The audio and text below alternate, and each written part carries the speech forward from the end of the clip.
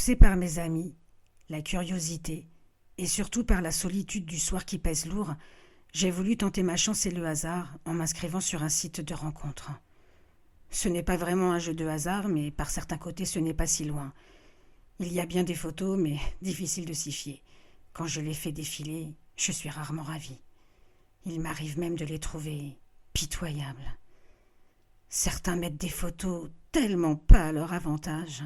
Ils sourient en dévoilant de vieilles dents, réalisant un selfie en gros plan qui va tout déformer leur figure, postant le visage sans nuance de leur carte d'identité, posant assis sur une chaise, le ventre dégoulinant sur leurs jambes.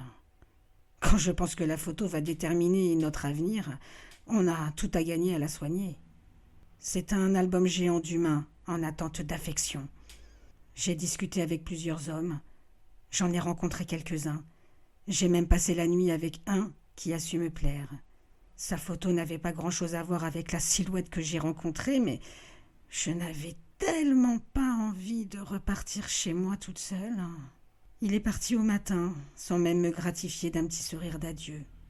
Je l'ai revu en ligne sur le site le jour même.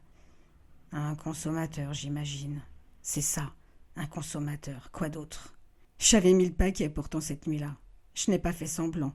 Petite nuisette sexy et tout et tout. Du sexe comme je ne m'y connais guère. Je me suis même crue dans un film X. Ça n'a pas servi à grand-chose.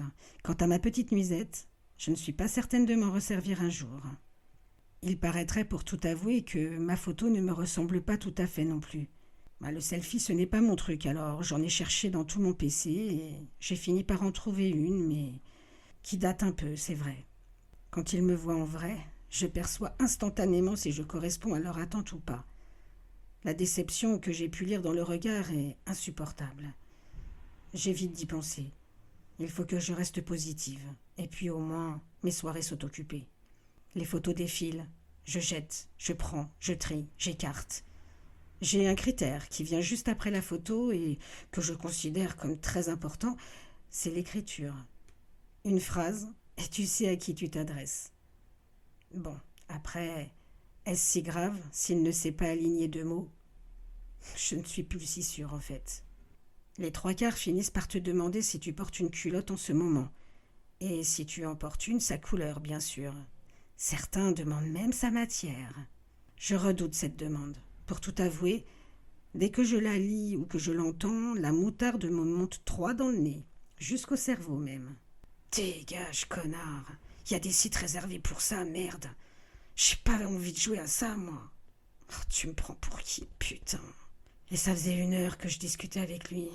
Il avait l'air de savoir écrire en plus. Encore 1 heure pour rien. Alors, après avoir éteint mon PC et allumé la télé, les larmes ne sont pas loin de couler.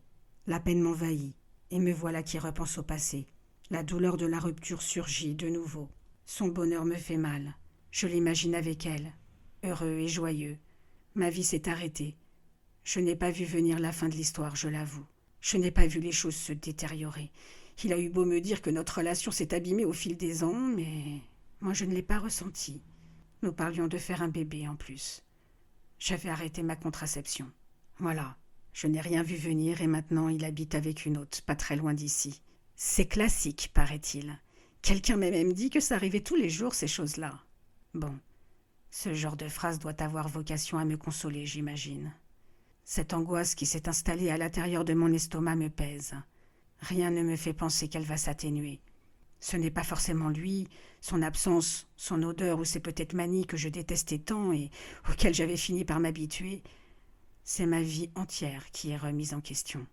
Un chemin que je pensais suivre tout au long de ma vie et qui prend un virage inconnu. Des soirées entre célibataires que je vais devoir organiser. Les vacances que je vais devoir totalement repenser. Un sourire sur mon visage que je vais devoir redessiner. Ma vie de femme sans enfant que je vais devoir porter.